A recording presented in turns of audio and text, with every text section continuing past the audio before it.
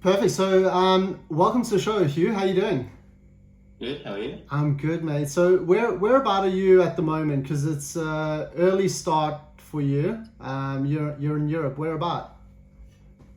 In the south of France currently. So I got home yesterday after being away for 3 weeks, Yeah. and yeah, just getting ready for the preseason. Yeah, awesome, mate. So, what does that involve? Getting ready for the preseason.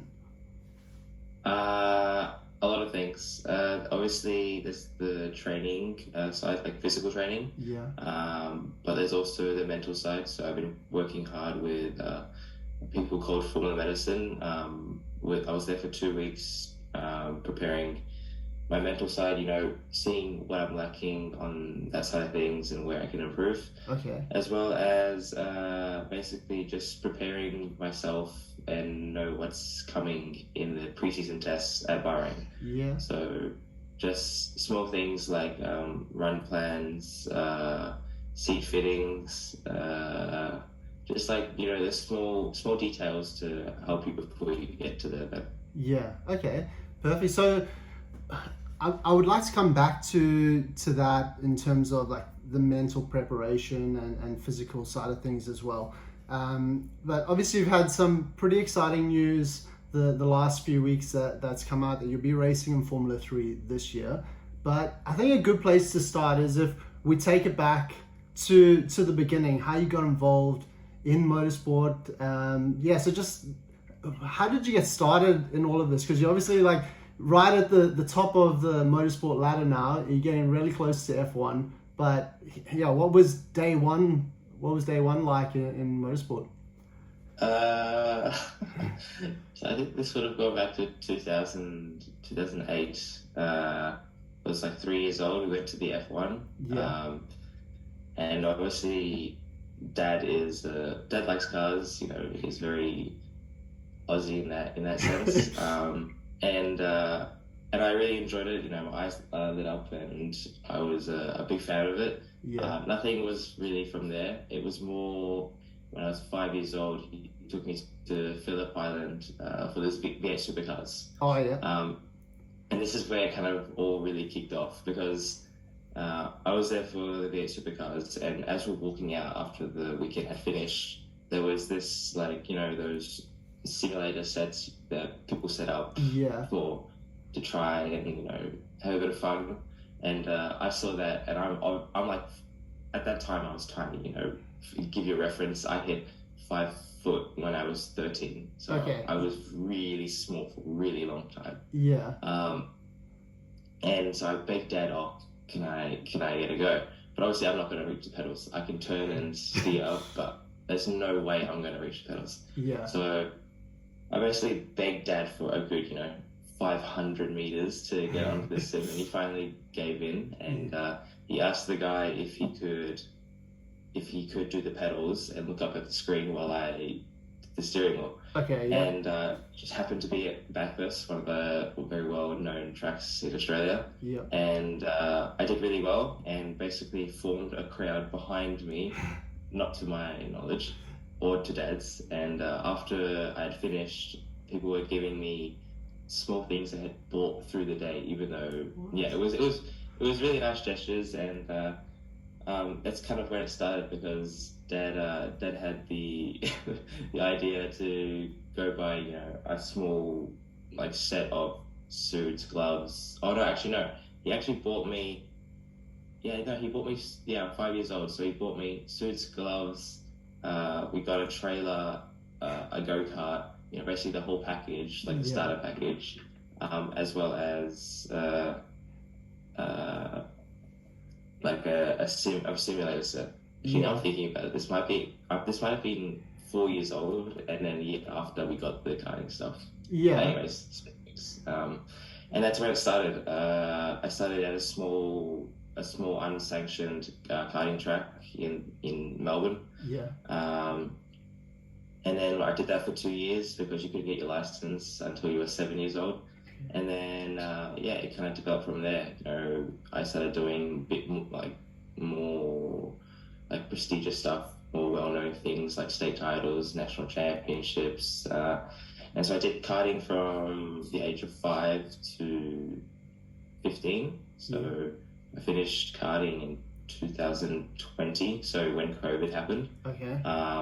With some good achievements, a couple national round wins, a couple state championships, second in 2 national championships. So it was a good ending to my karting career. Yeah. And then in 2020, we had the offer to compete at the Mille shootout, which is basically 10, I think it was 10 or 15 drivers from across the world who drive for Birrell come to this one gathering, basically, which is like a scholarship. Okay. And the winner of this scholarship gets a free drive for the next season in French F4. Okay. And so I went and competed, and they test your physical, mental. They also test your media skills as well as your driving. Okay. Can I just ask with that? So, first of all, I think it's awesome that you're like a 4-year-old at the V8s, like on a sim, and everyone's like giving you gifts. That's how good you are. That's mad. Your dad's like, I've got a winner right here. Like, I think that was, to be honest, for me, was not so much of a big deal, because I was like, just thank you, and just go along about my day, because I was 4 years old, so I didn't think too much of it. But I think Dad was like, oh, maybe there is something here. So I think without him in that sense, then there's no way I would have been where I am, or even in the current position to get where I am. But yeah, so then so with like all your results in karting, how did it come about that you get invited to Richard Mille? Like you said, it was through Birrell. Was that because your results were so good that they put you forward, or how did that work? Yeah, so originally, I drove for, there are different karting brands in karting, just like in cars. So I was driving for a team called Praga for, I'd say, 5 years, so quite a long time. And in my last year of karting, so 2020, we were offered to drive for a new team, which was Birrell. It was actually called, it was Ricardo Kart. And they gave us the option that if I did well that season, that I was able to go and compete at the shootout. Okay. And we said, okay, well, it was a good offer. Yeah. And it was like, a bit of a carrot for us. And I just happened to win the first round of the nationals, and then COVID hit. Yeah. But the team owner was nice enough to realize that there was potential there, and so we went and competed, and we got the scholarship. So that was basically the move from karting to cars. Wow. And so 2021 was my first season in cars, and then it just went from there. So when you went to the shootout, so how what is the format of that? Is it like over a few days, and then they're testing those different skills of yours? Yeah, so it's over, I think it's over 2 days. It's over 2 days. So they split the drivers into 2 groups. So on the first day, what happens is there'll be the physical and the mental. Okay. And the 2 groups will then rotate at the first morning to do, one will do physical, one will do mental, and then they will rotate, and then the other one will, vice versa. And then after that, in the afternoon, then they test your knowledge about cars. Okay. And then give you like small tests, not tests, but like a lecture sort of thing on the basics of aerodynamics and all of this. Okay. As well as your media skills. So the Mille obviously sponsor you for the season, and they want someone presentable and someone that knows how to present themselves well to the media. And so they give you a couple questions asking about, if you get the scholarship, what are your ambitions, then what do you want to do with this, and So they give you a couple questions like that, and then the second day is all about driving. So once again, they split into two groups. It's 30-minute sessions each. And then basically they just pick the ones that they think have the potential or just the fastest ones, and then they cut them off slowly. So it'll be like, if there's 10, it'll be like the first 5 get through, and then the first 3, and then they pick the winner. Right. But yeah, so that's how it works. And how do you prepare for that? And the second question is, how did you feel during those 2 days? Like, did you feel confident that you were going to walk away with it, or was there some doubts there? No, I don't think there were doubts. I think if you walk into anything like that with a doubt, it's never a good thing anyways. Mm-hmm. I think it was more just in my head to leave nothing on the table, like to walk away and not have anything like, oh, I should have, I could have, I think that's the worst thing to do. So for me, it was just to rock up. Obviously I done like almost zero karting in Europe, so I was a nobody. Yeah.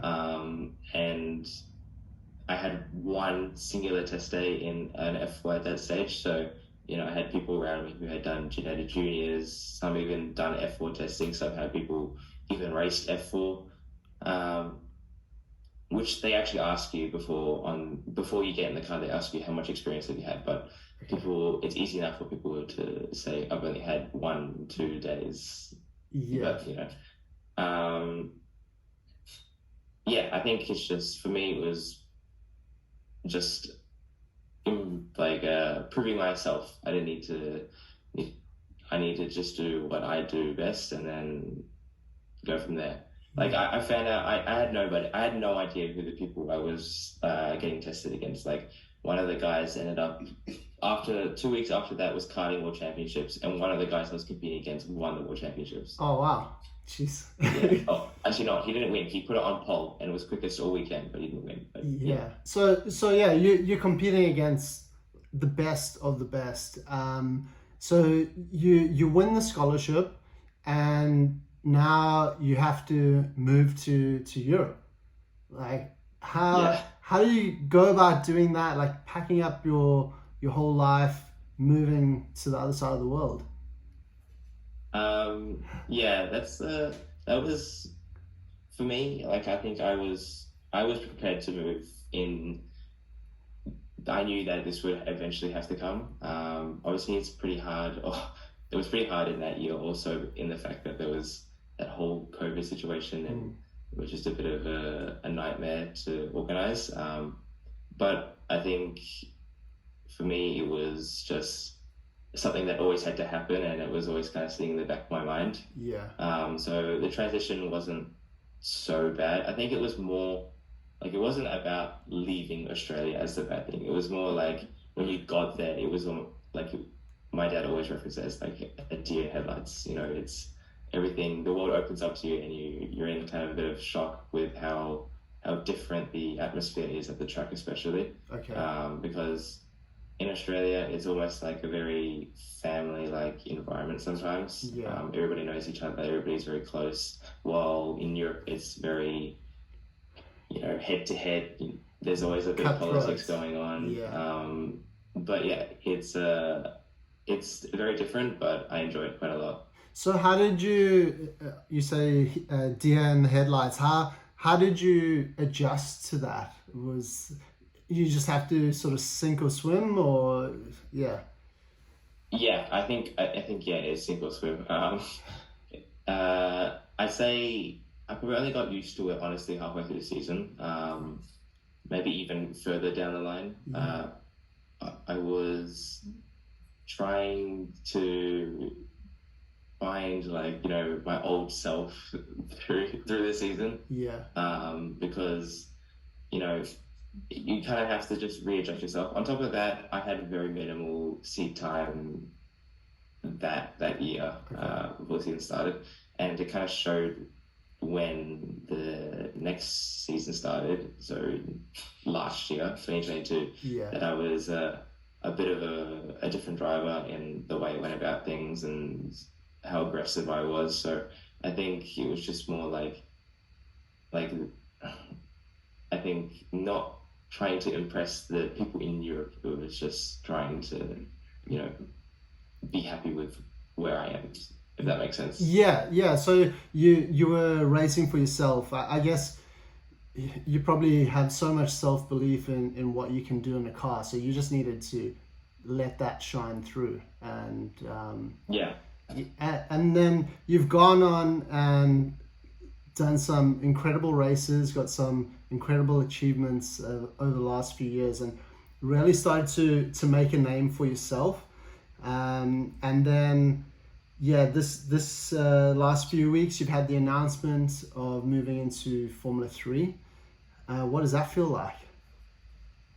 It feels really good. Obviously, it's going to be an exciting season. It's going to be a very crucial season, but I'm really looking forward to it. You know, it's one step closer to the goal, and just have to perform. Yeah. What challenges do you think jumping in the new car will present? Is there anything in mind, like new tracks that you might have not have gone to, things like that?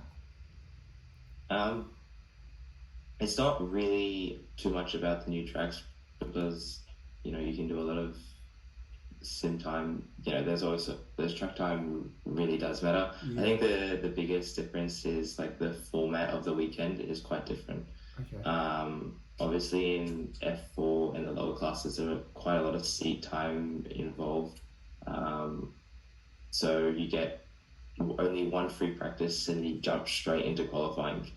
And on top of that, the way that you go about in qualifying is much different than F4. F4 is a bit more forgiving in the sense that you go out of pit lane, you do 1 or 2 warm-up laps to get your tires to temperature, and then you have seven to 8 consecutive push laps to do your fastest lap. Okay. Well, in F3, it's much different in the sense that you go out, you do your warm-up lap, and then you have 1 push, and then you do a cool down. Yeah. You have 1 more push, and if you're lucky, you get another cool down and then push again. And then you box for new tires, and then you do the same thing again. So there's way less opportunity, and usually because you're using more fuel at the end, or you use fuel through the run, and you can't fill up. So Right. usually your last run, so last 2 push laps are your fastest laps. So it's like there's a lot of pressure. There's a lot of what's the one for? Like a lot of your results come down to that one push lap, and obviously that's a lot more pressure put on to us drivers to perform at that moment. So it's in that sense it's going to be the hardest part, but I look forward to it. So how do you think, you know, with having to keep pitting and coming in, how do you think getting that momentum and making sure you perform on those laps that you need to make it count, how will you go about making sure that you're in the zone, in the flow to nail it when it counts? Do you have like a mental preparation or physical preparation that helps you get into race mode? Obviously there's going to be some sort of routine, or Yeah. there is a routine. Okay. But it's more about just being confident and coming into qualifying, always knowing what you have to do, knowing what you have to improve, and just having an idea of what to expect. Obviously, we're the first ones out on track also at the start of the weekend, so the track is always the worst when we go out. Yeah. And then by the time that we go out for qualifying, the track has changed like completely. Yeah. So we have to kind of guess in that sense, but if you expect it to be different and know that it's going to be different, then it's a little bit easier. Yeah, fair enough. And this year you're going to be returning to Australia. for the first time in a few years since you left to Europe in terms of racing. Tell me how that's going to feel coming back to Australia for the Australian Grand Prix. Your racing career started there when you went to watch, and now you're bringing it back. Yeah, I'm really excited. It's almost like as if one of my dreams had come true. Yeah. Perform or racing in front of a home crowd. But for me, I just need to treat it as another weekend and to perform, because I shouldn't let something like this affect me. But yeah, I just have to perform and see what I can do, and hopefully the results come. So you seem quite some strong-headed and level-minded. Is that a character trait that you've had your whole life, or is that something that you've had to develop over time?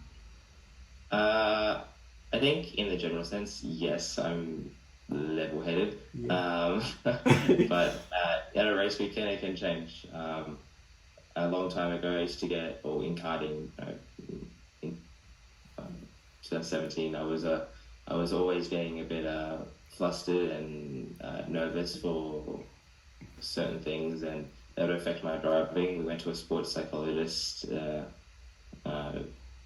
in 2018, and that changed a lot of things. Yeah. Changed how I went about qualifying, how I went about treating my nerves, and yeah, after that it kind of all went uphill. So in 2018 I won a couple big races, finished second in the national championship. 2019, same thing, and yeah, just kind of after that went all uphill.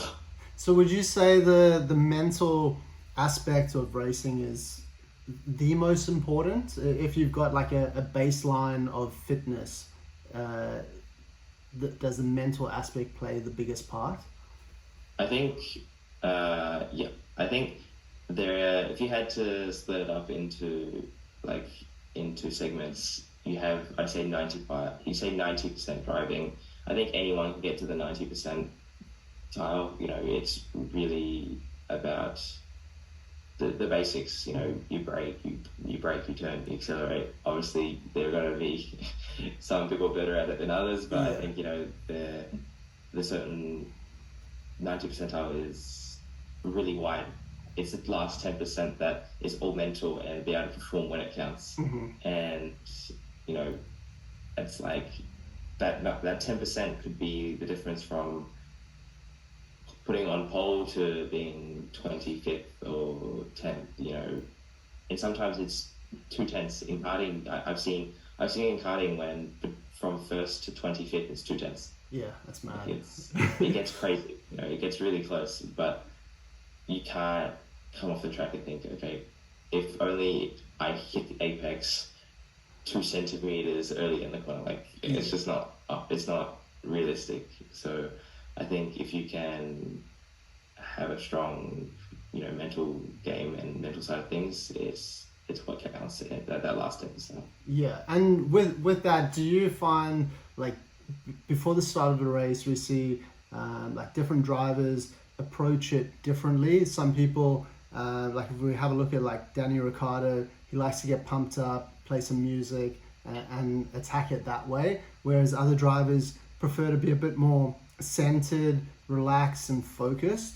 How do you like to approach it on a mental side of things? A good question. I think for me, I have to get a little bit pumped up because it's not a great thing when you go into the car and it's and you're a bit drowsy and too chilled. not really all there. And yeah. So I think, but that's kind of a combination of also actively getting your body pumped up and getting your blood flowing. I think this is also something I've learned when I went to Italy 2 weeks ago now, that I tend to perform better when I'm actually activated and have a bit of, my heart rate's a bit high, and I tend to focus a bit better. Yeah, awesome, mate. Well, you've got preseason testing coming up in a few weeks. What does what does your calendar look like from now till then, till you go to Bahrain? Is it just a lot of time in the gym, or a lot of time at the factory? Yeah.